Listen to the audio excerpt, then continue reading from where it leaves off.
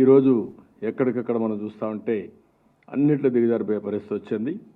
అందుకే ఈయనకు జగన్ మామూలుగా లెక్కలు తారుమారైపోయినాయి. 175 సీట్లు గెలిచిపోతామని సంకలెగరేశాడు.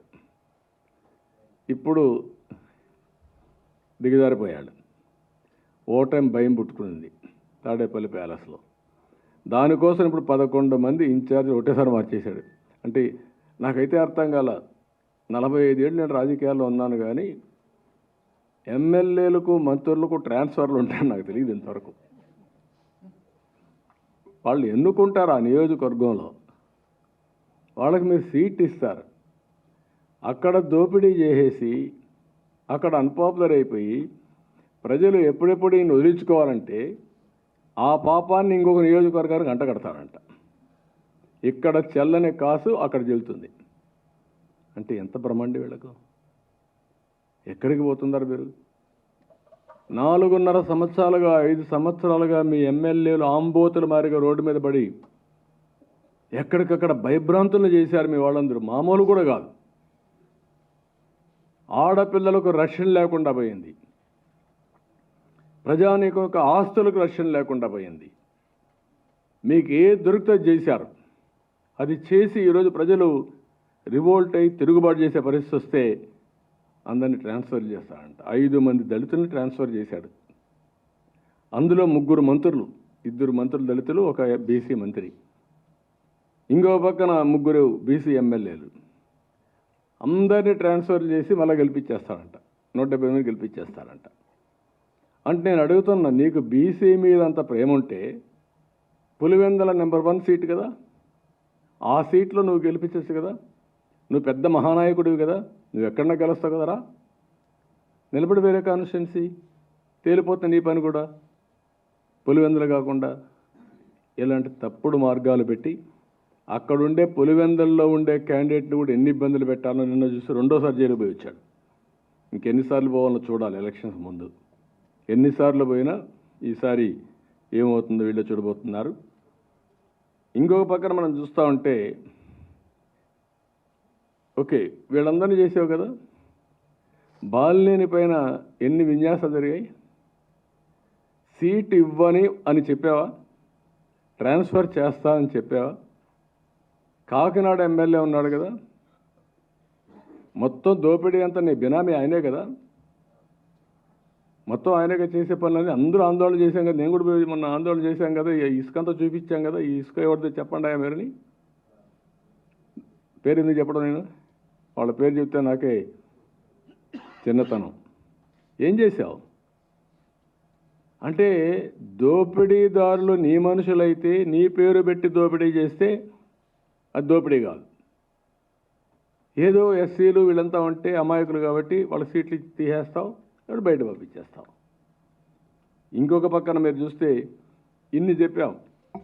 100 కోట్ల రూపాయలు ఫైన్ వేశారు పుంగనూరు ఎమ్మెల్యే, నీ మంత్రి. ఎవరేసారు? ట్రిబ్యునల్లో ఎన్జిటీలో చాలా స్పష్టంగా జడ్జిమెంట్ ఇచ్చారు. 100 కోట్ల రూపాయలు ఫైన్ వేశారు. వీళ్ళు సుప్రీంకోర్టు పోతే 50 కోట్ల రూపాయలు కట్టమంటే కట్టారు. ఎవరి డబ్బులు అది? రాష్ట్ర ఎక్స్చెక్కర్ నుంచి కట్టారు, ప్రజలు కట్టే పన్నుల నుంచి కట్టారు. ఎందుకు మార్చలా? మార్చే ధైర్యం ఉందా మీకు? మార్చరు. అంటే పేదవాళ్ళు చూస్తే లెక్కలేనితనం. అందుకని ఇవన్నీ చూసినప్పుడు నేను అంటున్నా ఒకటే గుర్తుపెట్టుకోవాలి, 150 మందిని మార్చినా నువ్వు గెలవు.